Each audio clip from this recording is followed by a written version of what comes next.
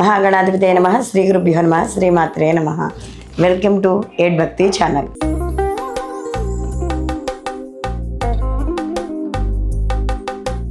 రవి గ్రహ సంచారం.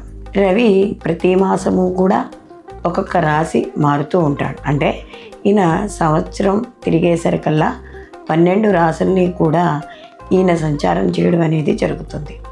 అదేవిధంగా ఈ రవి కారకత్వాలు కానీ చూసుకున్నప్పుడు రవి గ్రహాలకి రాజు.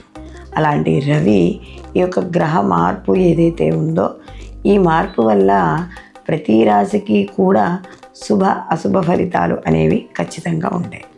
అయితే రవి ఇక్కడ మనకి సహజంగా ప్రభుత్వ రంగాలకి, రాజకీయాలకు, అలాగే ఉద్యోగాలకు, ప్రభుత్వానికి సంబంధించిన వాటికి రవి యొక్క ప్రభావం అనేది మనకి ఎక్కువగా కనపడుతూ ఉంటుంది. అయితే రవి ఈ యొక్క మార్పు వల్ల అయితే ఇవి గోచార ఫలితాలు కాబట్టి ఈ గోచార ఫలితాలతో పాటుగా మనం వ్యక్తిగత జాతకాలు, అంటే ఒక వ్యక్తి జన్మించిన సమయానికి ఏదైతే ఆ యొక్క జాతక రాశి చక్రం ఉందో దాన్ని ఆధారంగా కూడా చేసుకుని ఈ గోచారము ఆ యొక్క వ్యక్తిగత జాతకము రెండూ కూడా చూసుకుని అప్పుడు ఫలితాలు అనేవి చూసుకోవాలి. ఇవి మనకి కేవలం గోచార ఫలితాలు మాత్రమే కాబట్టి అది ప్రజలు దృష్టిలో ఉంచుకోవాలి. కాబట్టి ఇప్పుడు ఈ 12 రాశుల వారికి రవి యొక్క సంచారం, అంటే ఇక్కడ నవంబర్ 16వ తేదీ నుండి కూడా రవి మనకి వృశ్చిక రాశిలోకి సంచారం చేయడం అనేది జరుగుతుంది. కాబట్టి ఈ వృశ్చిక రాశిలో ఈ యొక్క రవి సంచారం వల్ల ఎటువంటి ఫలితాలు ఉంటాయి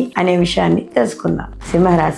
సింహరాశి వారికి కానీ చూసుకుంటే ఈ యొక్క రవి యొక్క సంచారం, అంటే రాశి అధిపతి వెళ్ళి వీళ్ళకి చతుర్థ స్థానంలో సంచారం చేయడం అనేది జరుగుతుంది. ఎప్పుడైతే రాశ్యాధిపతి చతుర్థ స్థానంలో ఉన్నాడో సహజంగా కొన్ని చిన్న మానసిక ఇబ్బందులు, కుటుంబ కలహాలు, లేదా కుటుంబంలో ఏవైనా చిన్న గొడవలు అవ్వడం, లేదా గొడవలు అంటే ఆ ఉండే బంధువులు, మిత్రుల ద్వారా కూడా అవ్వడం, ఇలాంటివన్నీ కూడా చోటు చేసుకుంటాయి. అలాగే ప్రయాణాలు, చిన్న ప్రయాణాలు అంటే దగ్గర ప్రయాణాల్లో అలసటలు, ఇబ్బందులు అనేవి చోటు చేసుకుంటాయి. ఏదైనా ఒక పని చేస్తున్నప్పుడు వాటిలో పనికి 2 పనులు అవ్వడం, లేదా పని వెంటనే పూర్తి అవ్వకపోవడం, ఇలాంటివన్నీ కూడా ఉంటాయి. అలాగే అపజయము అని చెప్పక్కర్లేదు, కానీ అనుకున్నంత స్థాయిలో దాని నుండి వచ్చే ప్రతిఫలం అనేది పొందలేమన్నమాట.